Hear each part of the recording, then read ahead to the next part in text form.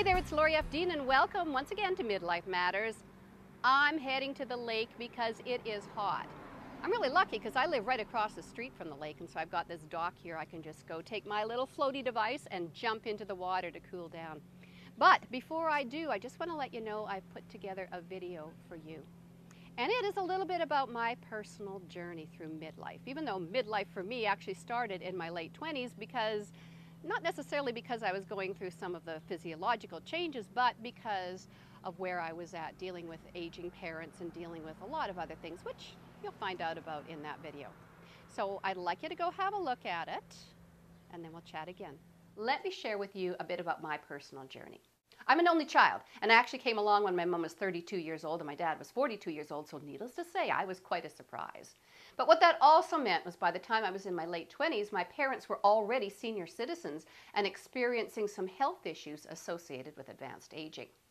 But nothing prepared my family for an event that happened seemingly out of the blue. Within a matter of 6 months, my mother went from being relatively healthy to being totally handicapped. She couldn't walk, she couldn't use her hands, her speech was slurred, her vision was blurry and rolling, and she kept seeing double, and she ended up being institutionalized in a care home for 20 years. She was diagnosed as having multiple sclerosis, or MS, and while traditionally that disease strikes people in their 20s and 30s, it hit my mom in a very severe way when she was 62. My dad basically couldn't cope, and he went into a clinical depression. My mother couldn't return to the family home, and so I had to sort of step in and take charge of a lot of the situation. I had to deal with the sale of the family home. I had to deal with their finances as I became power of attorney. It also meant that my dad went into a home. My mother was in a care home. He was in a senior's home, and I was left to sort of manage the emotional turmoil as well as the financial and physical day-to-day involvement in their life. I had to sell my family home, and at the time the house went on the market, I found out I was pregnant with my daughter. I was really sandwiched. I was sandwiched in between their needs and my own life, my career I was building, my family I was beginning. And it was a very stressful and confusing time for me. I found myself being angry a lot. I found myself crying a lot. I found myself blaming the universe and blaming my parents and blaming anybody and anything a lot. And I found myself being so ashamed of my feelings, of the anger, of the blame, of being caught in this mess. But I also felt really sorry for myself because I thought my life is supposed to be beginning, and why does it feel like it's ending? And I'll never forget one very low day in my life. This particular day, the very last day of June in 1989, I was at my family home cleaning it from top to bottom because the new owners were taking possession on July 1st. I remember being in the bathroom on my hands and knees, 9 months pregnant, the baby's going to come any minute now, scrubbing at a stain on the bathroom floor and sobbing. I felt awful. I felt physically drained, I felt mentally drained, and I could not understand why my life was like this. And I thought, I cannot live the rest of my life like this. So in the midst of my sobbing, in the midst of my despair, I made a vow to try and find a better way to live. And I started asking God, help me, help me. Now, of course, there was no immediate thunderbolt from heaven saying boom, and there was no, aha, instantaneous revelation. Nothing like that happened. Life went on. I was scrubbing the floors at the end of June. I went into labor July 2nd. My daughter was born July 3rd. So began a new chapter in my life as I'm still struggling with dealing with my parents, but also bringing this amazing life into my world. I began slowly trying to figure out what this meant. And one of the things I did was I began to undo a lot of the beliefs I had, a lot of thoughts I had, a lot of feelings I had. A lot of stuff came into question. I asked better questions. Why do I believe this? Why do I act this way? Who taught me this? Is it really true for me? Do I really want to embrace this anymore? And that began the journey. And I began to dismantle my suck list, my list of blame and shame and guilt and doubt and fear. Now that didn't happen overnight. It was a long ongoing process, but it did begin. Through the course of that discovery, I ended up getting a divorce, and I became a single mom living basically at the poverty level. I also, after my maternity leave and then my daughter was healthy and everything, I went back to a job, a different job. I became second in command of a nonprofit literary organization. And while I learned a lot, it was a high stress, low pay position. I did that for a number of years until basically I couldn't stand it anymore. The pressure, the stress, the way I physically felt, because I was getting no exercise. I was eating crap. That was my stress mechanism, ladies, and I bet you can relate. Food. I packed on 44 pounds.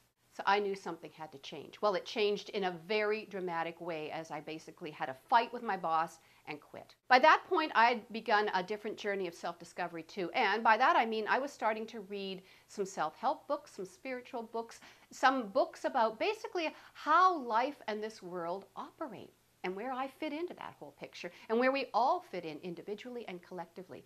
So I was gaining some wisdom, and I was beginning to redo my core belief system and redo the way I looked at who I was and what I was being in this school called life. I knew there was something better out there for me. And there was, in terms of a great job. I got a call from the local radio station. They said, we want you to become the co-host of the morning show and be on the radio. Now, I had no experience in radio whatsoever. And I thought, okay, these guys have made a mistake. They've dialed the wrong number. They assured me they hadn't. They figured my personality would fit in well at the radio station. And they thought I could do the job. So they hired me. They brought me on. I took a pay cut. And I jumped into a totally unknown world. And at that point, I was in my 40s. Huge, huge move for me. The first week on the air, I sucked. I was terrible. And I, honest to God, thought they were going to fire me. My co-host was also my immediate supervisor. And at the end of the week, he asked me to come into his office. And I thought, okay, that's it. I'm done. But you know what? That's okay. It was a great learning opportunity. That's fine. So I went in all prepared to say, listen, we've made a mistake. It's not working out. Thanks very much, but please leave. I fully expected my boss to tell me that. Instead, he just said, okay, well, week 1 under your belt. Let's review, where you can improve, and let's move forward to week 2. And I was dumbfounded. I said, do you mean I'm not fired? And he looked at me like I was crazy and said, well, no, of course you're not fired. So I was kept on, and I grew in confidence, I grew in certainty, and I grew in passion because I felt like I'd finally found my calling. I'm on radio. I love radio. I also lost all of the 44 pounds and then a few extra and was feeling good physically. So what was happening to me is I was figuring out how to live, how to really, really live. Now, I'm still dealing with all of the other stressors of my mother. My father had passed away, but after he died, my uncle got sick. I was caring for him. I was still dealing with all of these stresses and still sandwiched in. And now I'm in my 40s and I'm also in midlife, but I had some coping mechanisms in place. I had some purposeful, powerful, and practical strategies and steps and methods that I was actually acting upon, which has helped me crystallize my life journey, help me bring all of the steps together, and has got me to step 4 of allowing everything to be. Now, I don't mean that I sit back and contemplate my navel. I'm not talking about that kind of allow, but it means that I am allowing my journey to unfold. And I understand who I am. I understand what I'm doing here. I understand my life's purpose, and I'm allowing it to unfold. Okay, well, I shared a little bit with you about my journey. Now it's your turn. Here's what I want you to do. In the comments section below, I would like for you to share with me one aspect of your journey through midlife, where you went from a place where you thought, you know what, this sucks, to a place where you say, wow, this feels pretty good. It sizzles. I'm in power. Share with me what happened along the way, the steps you took to get from that place of suck to sizzle. Okay, do it now in the comments section below. And of course, don't forget to click the link so that you will always be kept up to date on when the next video in the series, Midlife Matters, is released. Oh, right now, I'm heading over to the lake. Almost forgot. Bye.